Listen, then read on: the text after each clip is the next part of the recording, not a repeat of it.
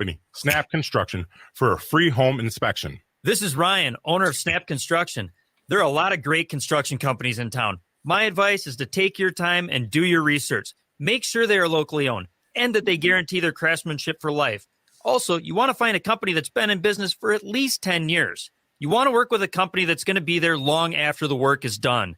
Snap Construction has handled thousands of claims, and we'll help you through the process. Don't go with the out-of-town, fly-by-night contractor. Most storm damage goes missed by the untrained eye. Trust Snap Construction for your free storm damage evaluation. For your free storm damage evaluation, call Snap Construction at 612-333-SNAP or visit them online at snapconstruction.com. That's 612-333-SNAP or snapconstruction.com. With your AM 950 weather, I'm Brett Johnson. Look for clear skies tonight with a low around 44, Wednesday sunny with a high near 67, and Thursday sunny with a high near 81.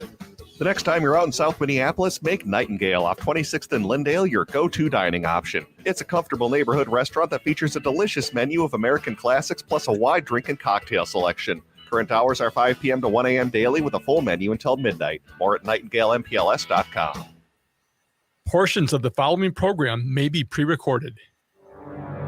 The views expressed and the opinions given by the individual host, guest, random reptoid, or chupacabra may not necessarily reflect those of AM 950 Radio, its affiliates, or its sponsors. Now, it's time to step into the unknown.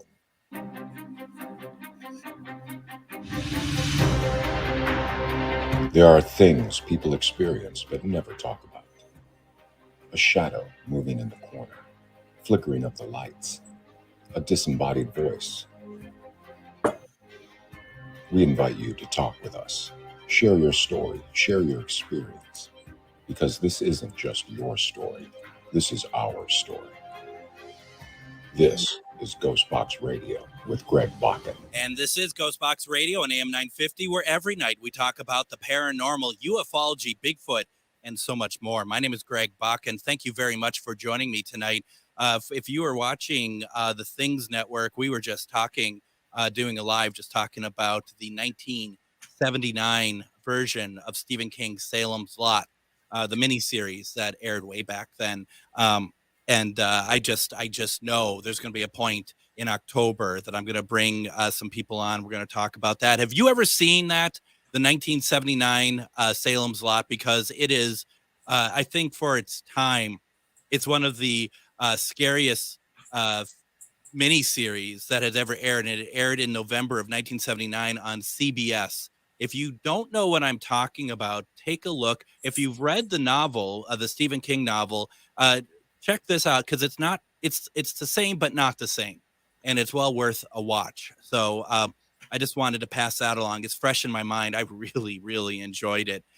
I'm going to enjoy tonight's conversation. We're going to have a lot to talk about here, and there is a lot that we can kind of, no pun intended, talking about vampires, because this isn't a vampire show, but we have a lot to sink our teeth into here tonight.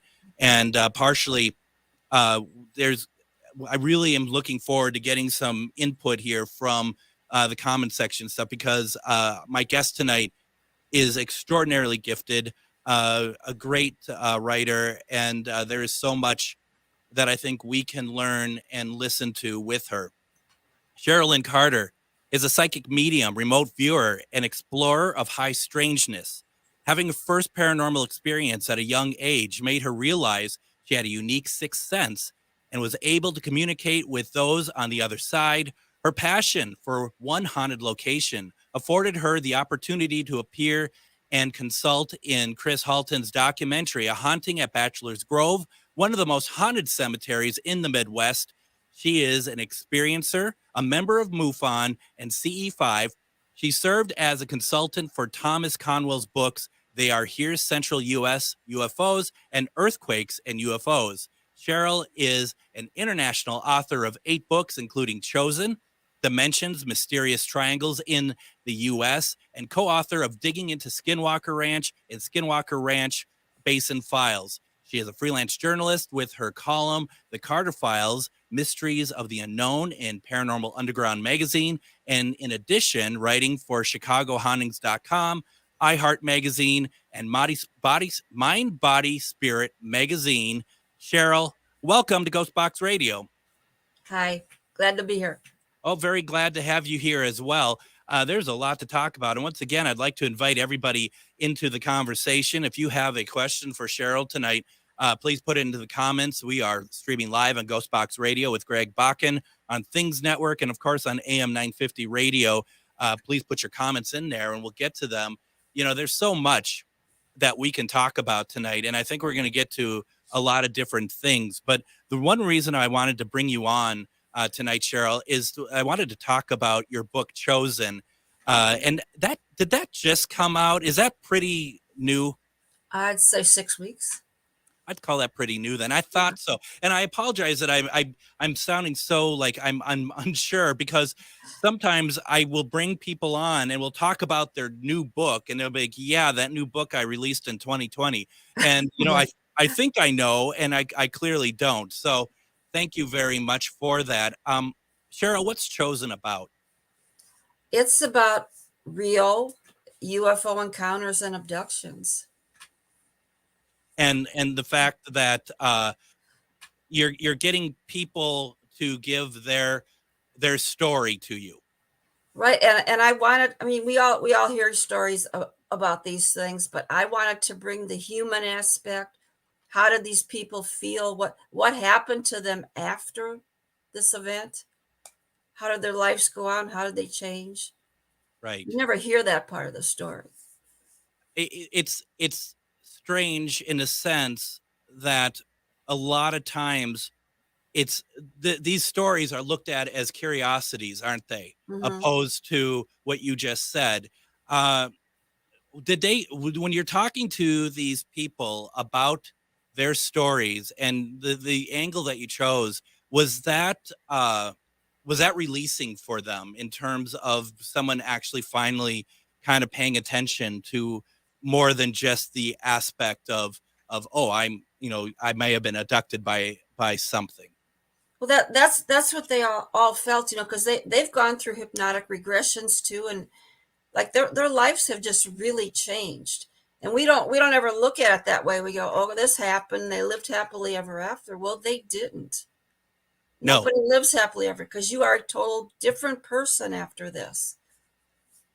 And the fact of the matter is I apologize because you had sent me the book and it got lost in email, and you did send it. I just did not seem to get it, so I didn't get to read it as much as I should. Were a number of these people that you got their stories from, did they get repeat abductions? No, I didn't see anybody that got repeat. They only got it once then. Yes. Okay. Yes. But I mean, once is enough, isn't it? I don't even want to do it once. That's okay. Right, exactly. Now, have you I'll ever watch from behind this? have you ever been abducted? Have you ever had any experience? I've seen things in the sky, but they don't need to come down and visit me. That's okay. I got to tell you, and I'll keep it quick because this isn't about me. But I did, you and I were talking about spirit box sessions prior to the start of the show. And I did do one where I was reaching out to, specifically trying to reach out to some kind of alien frequency. And everyone started to feel odd. It was a Facebook Live, and everyone started to feel odd about it. Mm-hmm. And the box, this wasn't the Spirit Box Pro, it's just a regular SB7, and it starts to go faster than it's supposed to. The sweep rate starts really going faster. And people start to feel ill. I start to really feel like I'm losing it. And it kills my phone. I can't get it to restart.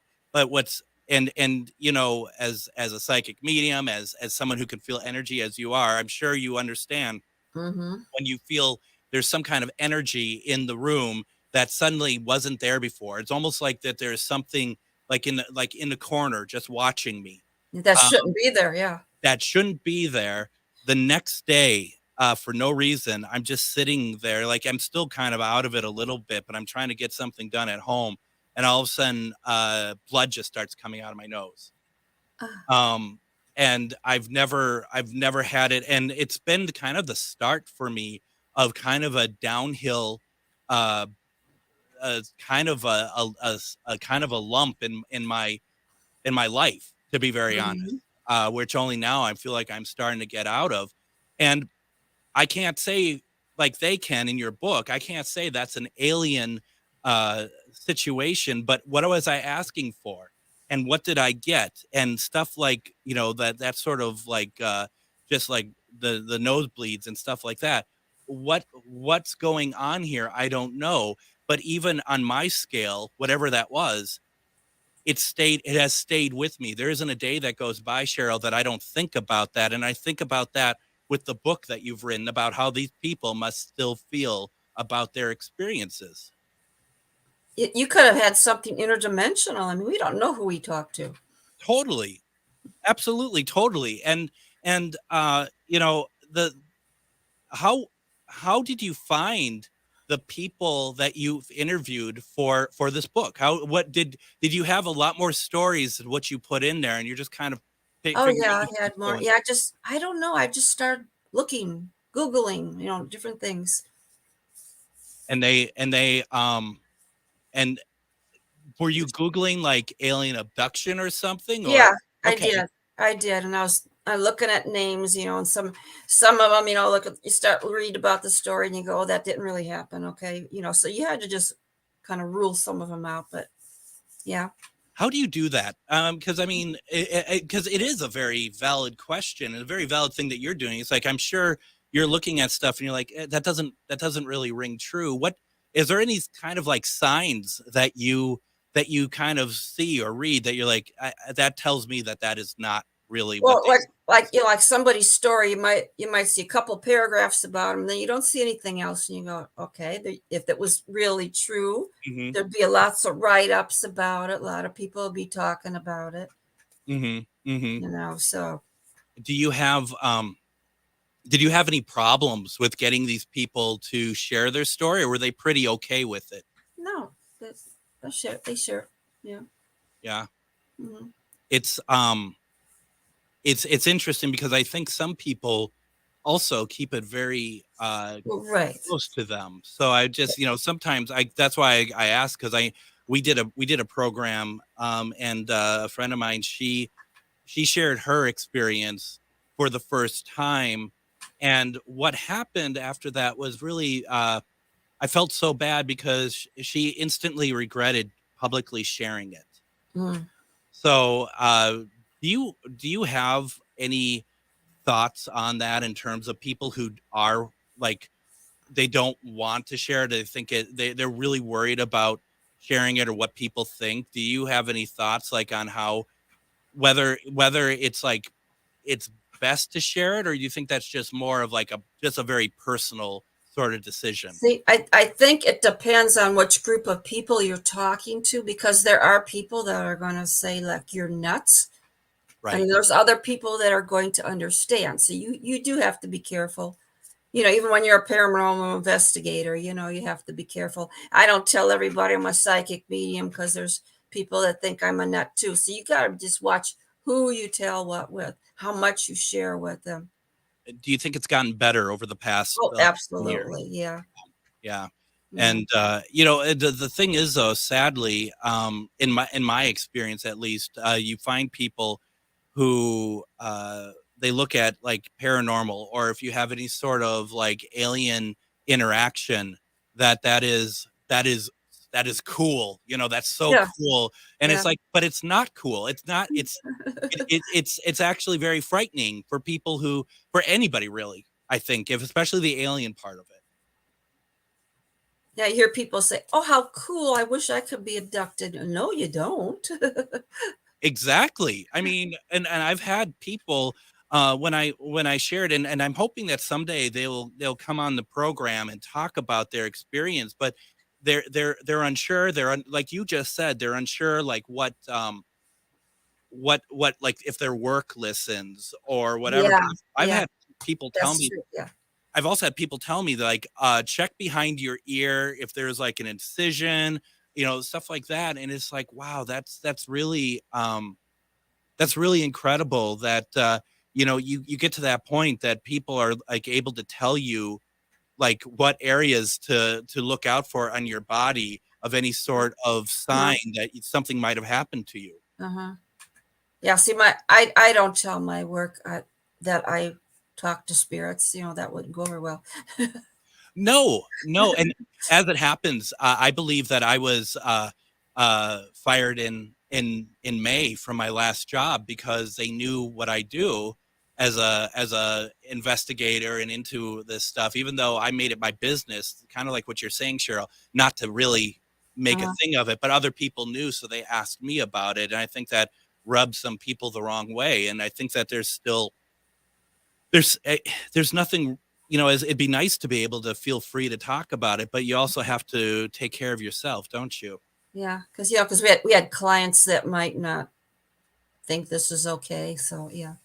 Yeah, no, absolutely. And that's one of the things that I find, very interesting because, like, for me, the people who do know, they at the work I was at, they sensationalized it. And, it's not good. Now, someone like yourself, if your work doesn't know, how do you keep it quiet? Because you're kind of all over the place. You're not quiet about being a part of this community, Cheryl. I don't think they come to Facebook.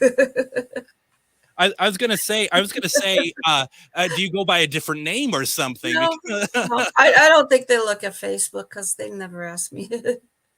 That's incredible. It's certainly one of those weird situations where you want to be able to share. You think that it's getting more accepted, and you find that it only takes one person, I think, Cheryl, that can kind of ruin it for everybody in terms of people who don't like it. Yeah. What I think I'm going to do, I think I'm going to go ahead and I'm going to take my first break here. And what we're going to do when we come back, if you have questions for Cheryl, put them into the chat. We got some comments we'll read. I want to talk about how Cheryl decided to write this book. We have so much more to talk about. You're listening to GhostBox Radio on AM 950. If you own a holistic or metaphysical business and are looking to expand, then you need to be listed on metamorphosisconnections.com. It's a network where you can grow with like-minded practitioners and reach new clients. Metamorphosisconnections.com is an online directory you need to list yourself and your business. Our platform makes it easy for you to create listings of your products and services, and you can also choose to list your classes, events, and so much more. Metamorphosisconnections.com helps you create weekly and monthly promotional ads targeted towards your potential clients and promotes them for you via social media and newsletter. There are clients searching for your specialty right now. Let us help them find you. Start your listing today so you can share your own unique gifts and talents by finding the level of membership that best fits your needs. Let us help you reach your clients that are searching for what you do. Visit metamorphosisconnections.com and sign up today. It's the start of our favorite season in Minnesota, football season. That's right, with all the hype and action this season brings, we know things can get loud and messy quick. Before you invite your friends and family over to watch the big game, you better call my cleaning heroes at Zero Res to clean up all of those fumble moments in your home. Lucky for you, you can score big this month with great savings. Right now, you can get your entire home zero-resified from Minnesota's ultimate carpet cleaner and get 3 rooms of carpet clean starting at just $149. It's also a perfect time of year to get your air ducts cleaned this month with $100 off your air duct cleaning. And air duct cleaning will help alleviate allergies and asthma. You will enjoy less dust, lower energy bills, and your home will stay cleaner longer. Schedule your appointment today at ZeroResMinnesota.com or by calling 952-ZERO-RES and asking for the AM 950 special. Zero Res. Have you ever wanted to see a real Masonic lodge or visit a beautiful hotel from the 1800s? GhostBox Radio with Greg Bakun, Charvinity bring you a weekend of paranormal investigations in Rush City, Minnesota. Starting Friday, September 22nd at the historic Grant House and continuing into Saturday, September 23rd at the Jasper Masonic Lodge, we have a lot of options for you to join in on this event. Go to charvinity.com/event-list for full details. Yeah, we have that event coming up at the Masonic Lodge. It's coming up very fast. We still have some tickets left. All the VIP tickets have sold out, but we are doing both the Grand House in Rush City and the Jasper Masonic Lodge. The Grand House is on Friday. The Masonic Lodge is on Saturday. This Masonic Lodge, no one's investigated before, apart from Shar and myself. So it's a new territory. It's really pretty cool. You can get tickets. Go to charvinity.com/event-list. Check it out. See what's available. It's going to be a lot of fun. That's September 22nd and 23rd. We got some comments, Cheryl, that came through that I just want to read. First of all, Joanne says, Shar should read stories out loud. Her voice is soothing. I will pass that along to her. A lot of people say that when I read that they cry. I don't know what that means. I'm assuming that means good stuff, right? Yeah. You're moving them. you got to look at the bright side, Cheryl. You know, the compliments are so far in between. This is a tough crowd. I'm just going to let you know that. Rick says, I've been in the paranormal for quite a while. And I remember in the beginning, the fear people had concerning talking about experiences. It's comparable to UFO stories, abductions. Cheryl, have you been doing this for a little while? I don't want to make you give me a number for years or anything. I was born this way, so yeah. That's right. I read that actually. Yeah. I've been doing it quite a while. Right. And so, I mean, how did you deal with it growing up, as far as sharing this with other people in your life? Well, see, at first I thought everybody could do this. Sure. I didn't know. Yeah. And then I guess maybe I was about 12, 13, and I realized that the other kids never talked about this stuff. So, okay, keep it to yourself. Were you disappointed that others couldn't do it? Like they're missing out? Well, I didn't know if they couldn't do it. I just didn't hear anyone talk about it. And I was really shy, so I didn't bring up the subject. Because now I'm friends with somebody that I went to grade school with, and he says, "Why didn't you tell me?" Did he have experiences? No, he just thought that was cool. He just thought that was cool, but I didn't know if they would think it was cool. No, I mean, and yeah, I totally get it. And people label people, especially kids. They can be very cruel, can't they? Yeah, that's what I was afraid of, and I went to Catholic school and all that stuff. So, yeah, I did too. So, boy, if I had, I mean, and those are uniforms, and like I was a growing boy. I'm 6'1", and when I'm in third grade, I was like 5'12", and so my blue corduroy pants would rise up because I'm growing by the day.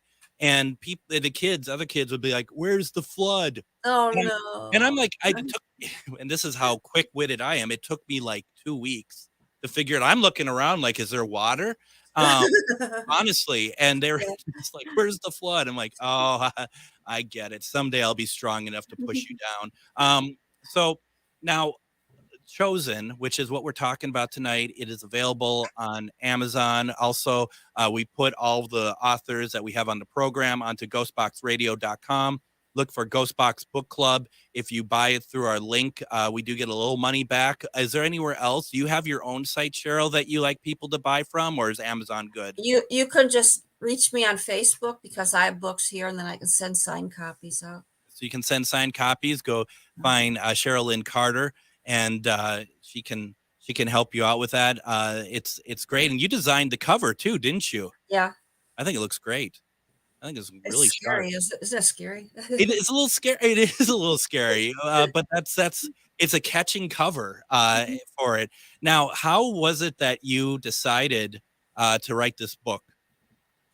Okay, here's the crazy part. So I remote viewed to Skinwalker Ranch. Mm-hmm.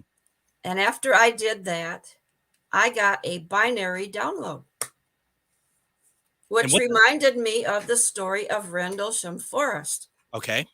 So then I got to write a book about all these other things. I guess that's what was telling me to write this book. Maybe that's what the download was. I don't know. Right. And for those who are might be a newer concept, what is a binary download? What does that mean? It's just binary code is just zeros and ones. Right. A big series of zeros and ones. And does it show up that way for you yourself, or is this happening when you are sleeping or something like that? I was wide awake and I could see it, but I mean, there's no way I could write it down. It was going so fast. And Right. I don't know what it said. It's almost like one hard drive transferring material and data to a second hard drive, right? Yeah, really fast. Yeah. Really fast. Wow. And so you're basically told you need to write this book. Yeah. Why do you think that you were told to write this book? I said just so that people can be aware that when someone has an encounter or an abduction, that life doesn't go on as usual, because there's Right. nothing usual about it anymore, and No. people need to understand that. Do you know of any sort of like support groups or anything for people who have been abducted, and that maybe it's just kind of a safe place for people to be able to share their experiences or just be able to be around other like-minded people? Well, you can join your local MUFON chapter, because we have meetings every couple months, Mm-hmm. and people can come there, and you can tell your story to each other. Nobody judges you, and you're going to meet somebody else that has a similar story. How long have you been part of MUFON? 7 years. Over here in Minnesota, we had on Tom Maurer, Mhm. who was awesome, and he's going to be speaking at one of our events in October at Ghost Stories and Beyond.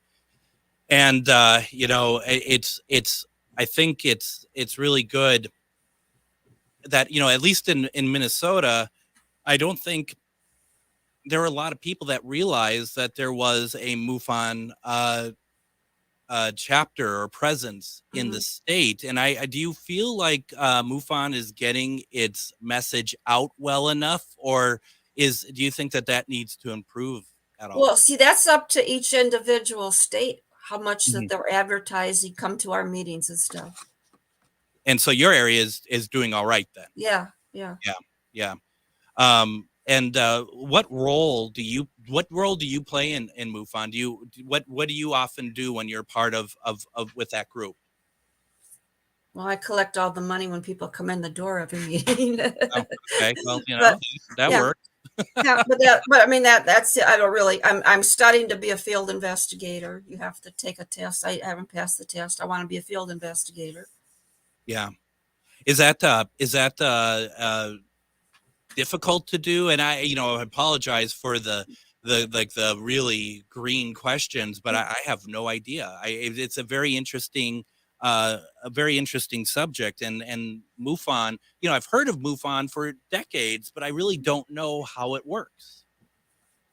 Well, it's a big, thick book I have to read, and there's an online test, but it tells you like how to talk to the people that have seen something, and when they tell you what you see, now you got to go back and check what the weather was at that time, what kind of star systems were out at that night, were there any satellites? They're teaching you all the stuff to look at, so you can say, oh, this is what it is, this is what it wasn't. Mm-hmm. So it's important to know all those things. You wouldn't believe how many people see the Starlink go by and think that they're seeing UFOs, but they do. That's been very prevalent, hasn't it? Yeah. Yeah, I've been seeing a lot of people talk about that in particular. You had mentioned that, seeing them from afar. Have you had that experience where you've seen an unidentified object that you really cannot explain what it is? Several times. The first time I saw the sky open up. People want to talk about portals. I don't know what it is. The sky opened up, perfectly blue sky. And the silver craft came out, and it's just hovering there in the air. And I don't know how, maybe I'll watch it for like 10 minutes or something. I can't believe no one else was looking. Everything around me seemed to just go in slow motion. Maybe I'm the only one that saw it. Maybe I wasn't supposed to see it.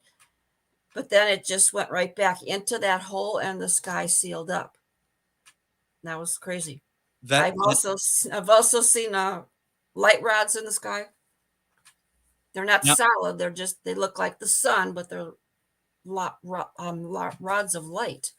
I don't think you can see this. Sorry, I can't. Mhm.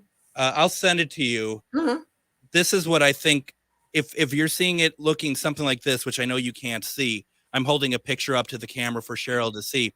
As a matter of fact, I'm going to send it to you in Messenger real fast, because this is what I had seen with my friend John at his house, and everyone was like, "Well, that's Starlink," and it isn't. It's not Starlink. It doesn't match what Starlink looks like. I know. I put a picture on my Facebook yesterday, and with something that I saw in Utah, and some people are, that's Starlink. No, it's not. No, and so I just sent it to you. And Okay, yeah. Is that what you saw? Yeah. That's what we saw as well, but we saw it at night. Mine was in the daytime, yeah. That would be pretty. So you don't know if the sky opened. Could you see if the sky opened? Yes, I totally saw the sky open. Wow. And they would come out and then they would drop, and it was multiple ships coming out. We never saw anything like that in our lives, and we were just talking because he lives out in more of a rural area in Wisconsin. And we're just talking about, wouldn't it be great to see something? Because the sky was so clear and beautiful. And he looks up and he's like, what on earth is that? And we're looking at it, and we're just watching this circle and these ships coming out. And, and his wife was like, well, that's Starlink. And it's just like, no, what Starlink is looks very different from that. I understand that's I can understand why you think that we would think it's, not Starlink, but it truly was something pretty crazy. Starlink is a row of lights, and it's a straight row of lights. It doesn't move up and down. It's a straight. Exactly. It's like somebody's flying a plane with a banner behind. I guess I could describe it that way. Absolutely. That's what it's like. And to me, it looks like kind of a string of Christmas lights. The tubular ones. Right. Yeah, no, and difference, yeah. Totally. And Joanne says, it must have been scary, Greg. Honestly, it just was more like, what's going on here? Yeah, I wasn't scared either. I go, wow. Yeah, I mean, it's like we saw something truly unique. Maybe what might be a little scary about it is the fact that so many ships were coming out. Yeah, how many did you see? We lost count. Wow. I mean, we just kept watching, and one right after the other. And the thing was, like I said, it would come out and then the ship would drop and then move forward. And that was, it's kind of like, are we being invaded? I mean, like, what's happening here? And then they just all took off and they were good. Yeah. Wow. No, it was incredible. And I will never forget that. No. And I am so happy that it sounds like you saw what we saw, because it's hard to explain to people what this is without them saying, like we just said, it's Starlink. So no. Now, getting back to Chosen, which is available on Amazon, or you can reach out to Cheryl Lynn Carter herself on Facebook, and you can buy it, and she'll send you a signed copy, which is always fun. Is there a story in the book that you find to be a favorite of yours? Oh, let's see. Let's talk about Mario Woods. Okay. Because I don't know if everybody knows that he just recently talked to Congress about his adventure. Yeah.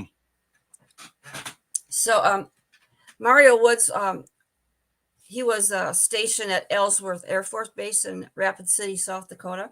Mm-hmm. And it's part of a NORAD, the North American Aerospace Defense Command, that's inside the Cheyenne Mountain in Colorado. Mm-hmm.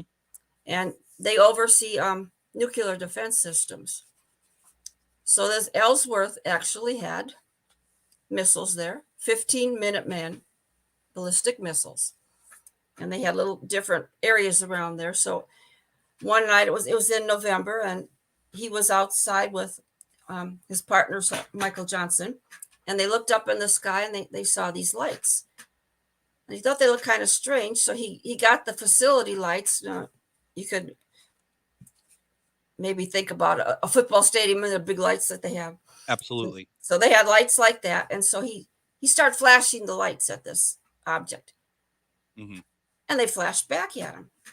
He goes, that's kind of strange. Is it a helicopter? What, somebody playing tricks on me? And he flashed them 3 times. They flashed back, went back inside. He says, hey, come on outside. There's something happening out here. So Sergeant Johnson comes out and he goes, watch, I'm going to flash the lights. They flashed the lights, flashed back. He's just going, yeah, okay, whatever. So they went back inside. Yeah, and then it was gone. He goes, well, maybe it was a helicopter. Maybe they were playing games with me. Mm-hmm. So about 10:30, you're watching TV, and they got an emergency call. It was called a Situation 4, which means that the outer and inner alarm was activated over on November 5. Now, they were stationed at November 1. Mm-hmm. So they had to drive over to the gate, and they had to inspect, was it a bird over there or something, something happened. They had to go inside, walk around, see if anybody's on the premises, and they'd have to go reset things. Everything would be cool. It's just almost a normal thing. So they get up to the gate, and all of a sudden it's lit up like it's daytime. This bright light, and there's this huge ship over November 5. Oh, wow. And he says, I don't know why I did this, but I crawled out of the window of the truck. He says, I didn't get out. There was some reason I didn't get out. And I reached out with my mag light and I started flashing the ship again. And it flashed back at him. And then all of a sudden, everything inside the truck, the energy started changing. And he looked over at Sergeant Johnson and he was just like on the steering wheel, just like the deer in the headlights, and he couldn't move. And he says, all of a sudden, he saw these 2 figures come out of the ship. And there was a tall one behind him. And all he could hear in his head was, do not fear, do not fear.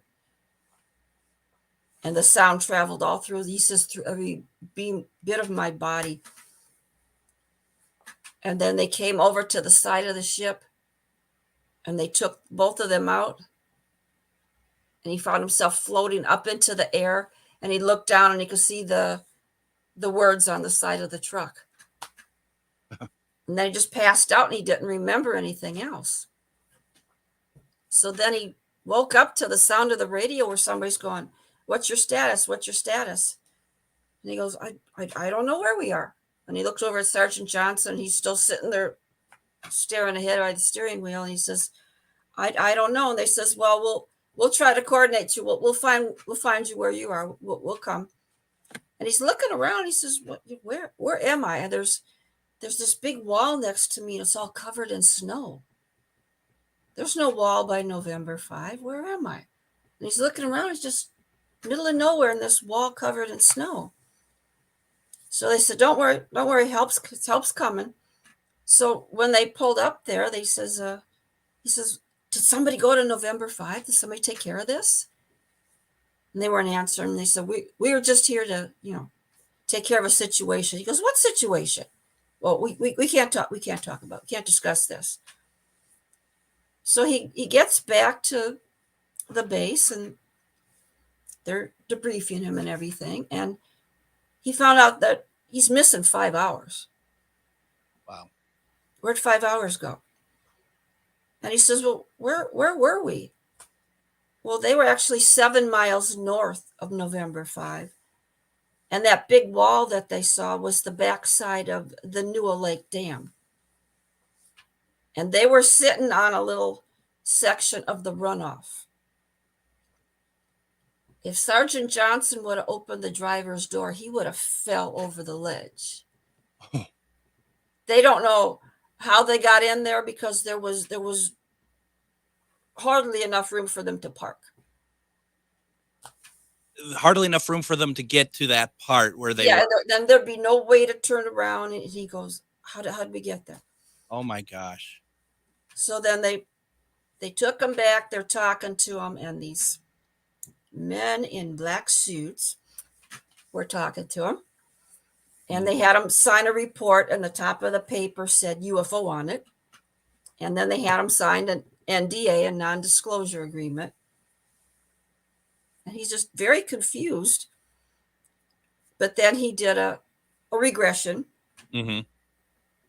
And then he could remember that they took him up in the ship, that they examined him. There was actually a room that they showed him, and it had all kinds of things from Earth, but it was like things from the 70s, box TVs, sewing machines, radios. Why they collected all that stuff, I don't know. So he actually had a interview with Linda Moulton Howe. Okay. And he says, well, while he was there, at the gate, before they took him up into the ship, he says they had flashes of my life. Every part of my life flashed before me. And he says, I believe they can separate your mind or your soul from your body and analyze it to see what's going on. Wow. So I just thought that was very interesting. That's incredible. Can we do this? Because I need to take a break here. Let's do this. Let's dissect this story, no pun intended, when we get back. Also, anyone have any questions, put it in the comments or put any comments in as well. We're talking with Cheryl Lynn Carter. We've been talking about Chosen. You're listening to GhostBox Radio on AM 950.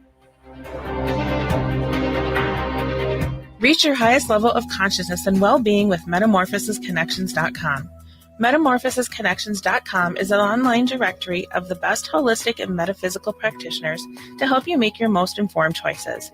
You can search metamorphosisconnections.com for classes, events, wellness and life coaches, plus metaphysical products and shops.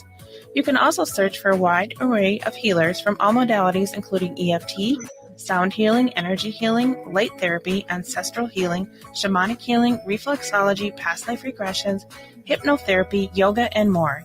And if you're not sure where to start, the search feature on metamorphosisconnections.com is tailored to help both those who know what they are looking for and those who are just starting.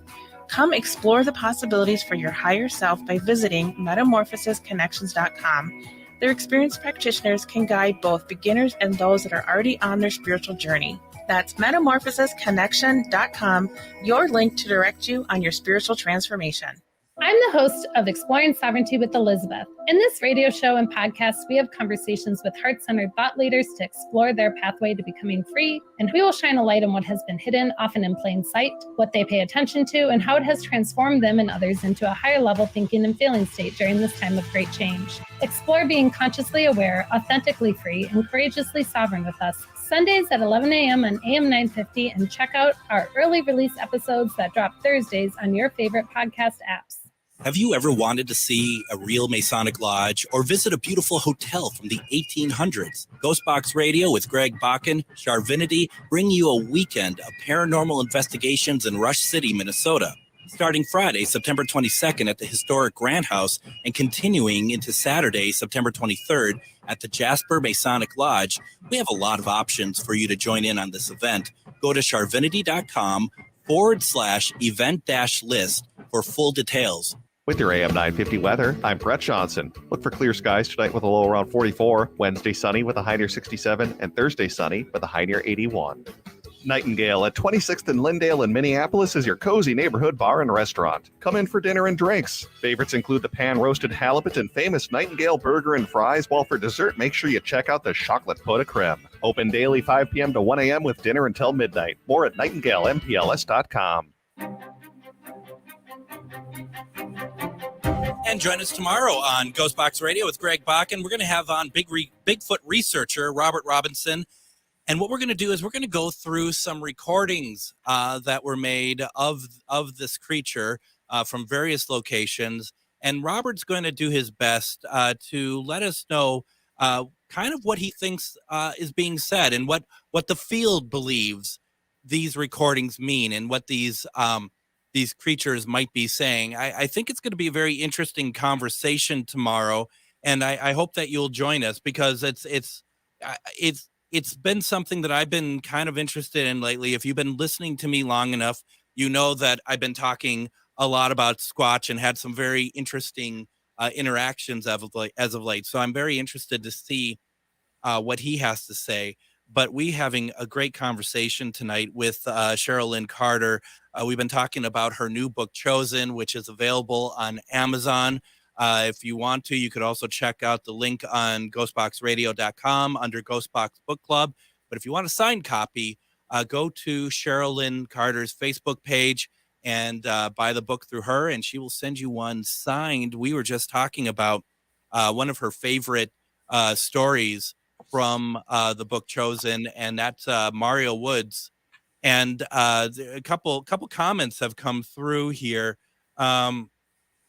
So Joanne said earlier about my UFO thing. She said that must have been scary. No, Joanne, what was scary is what Cheryl just read to us. And Joanne asked, how did they get off the rock? And I was kind of wondering that too. Were they like pulled off? Did a helicopter come and take them? They were. That's I said, there was nowhere to turn around, but they were positioned in such a way that they could just drive out. So they just went forward. Yeah. So when the ship picked them up, they made sure they put them down so they could get out. It's crazy. It is crazy. Now, also along with that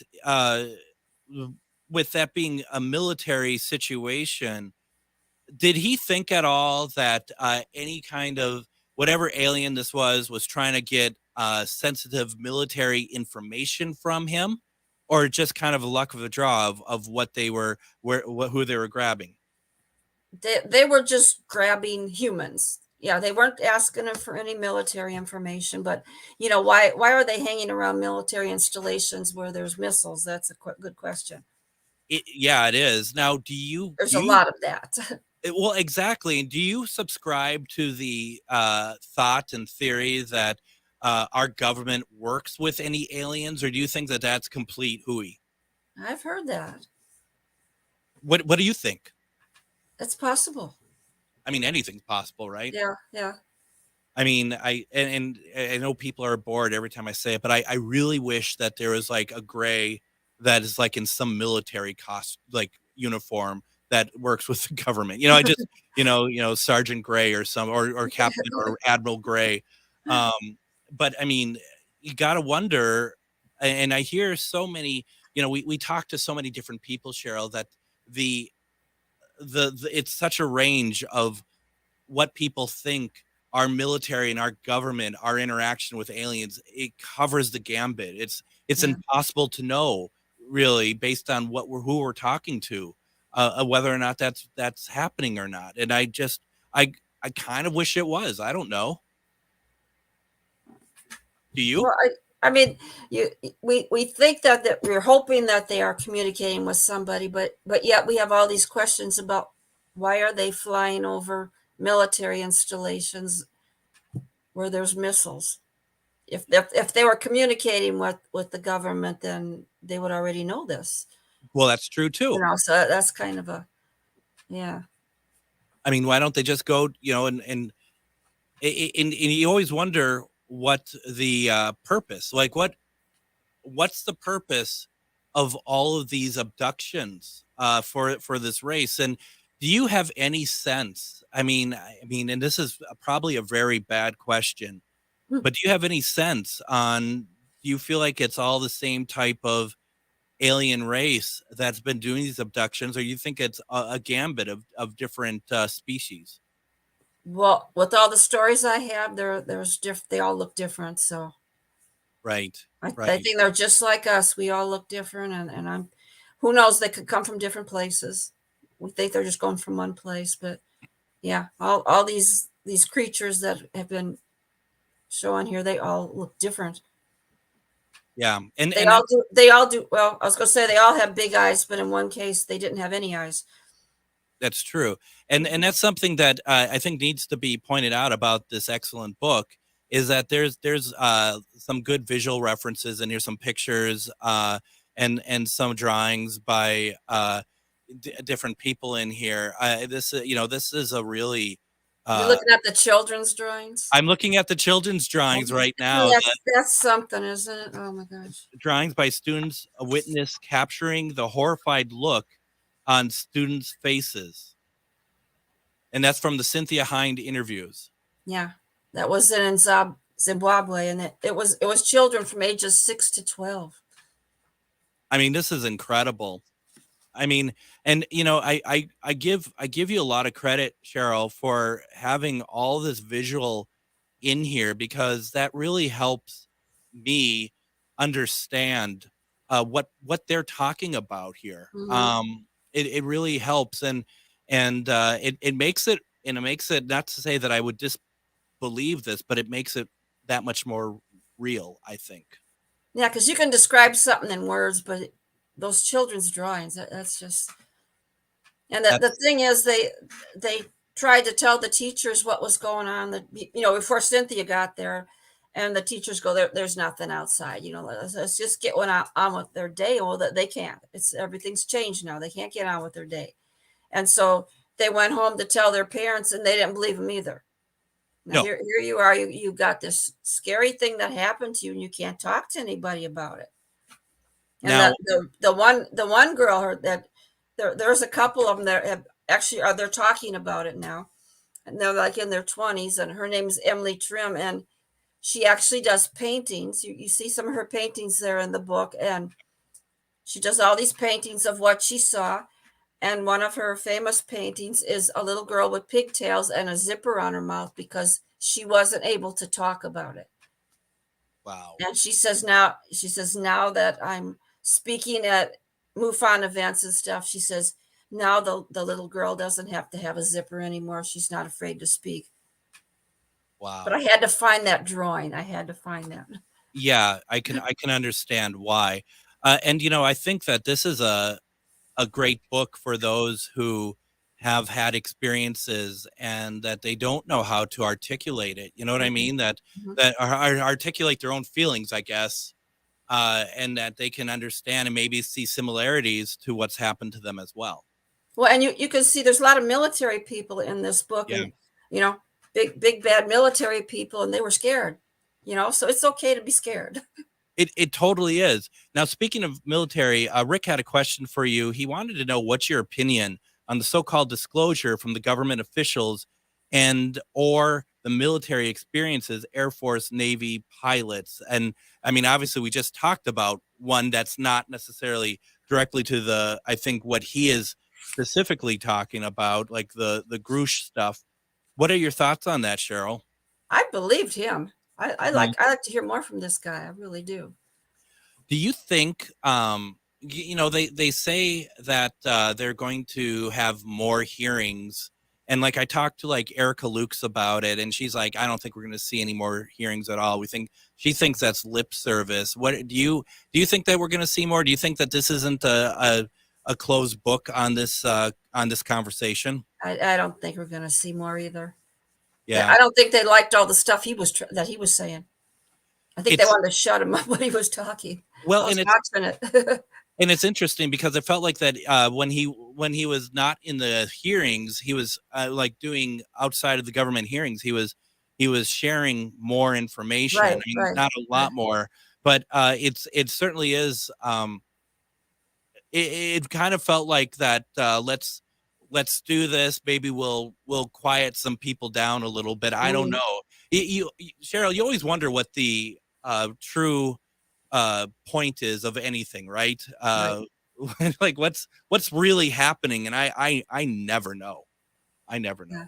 Yeah. They just said, okay, we got to throw them some more breadcrumbs, okay? Right. Exactly. First we show them the Tic Tac, okay? That now we need a little more. Let's throw them some more breadcrumbs. So we're over here doing something else. And it took years for the Tic Tac video to come out. Yes. Years. So I don't know. And when he was actually one of the people talking, and I wasn't very impressed with him. Exactly. Exactly. And he's showing up in more and more stuff is what I'm seeing. Now, we have just about a minute and a half left here. We're already through. Joanne has a comment. She just says telepathic. And in that story that you had talked to us about, that was what was happening to him, right? He was getting messages telepathically, right? I'm understanding that correctly, Absolutely, right? Yeah. And the children got telepathic messages, yes. Unbelievable. I mean, what an incredible situation. And once again, folks, I'm going to say it again.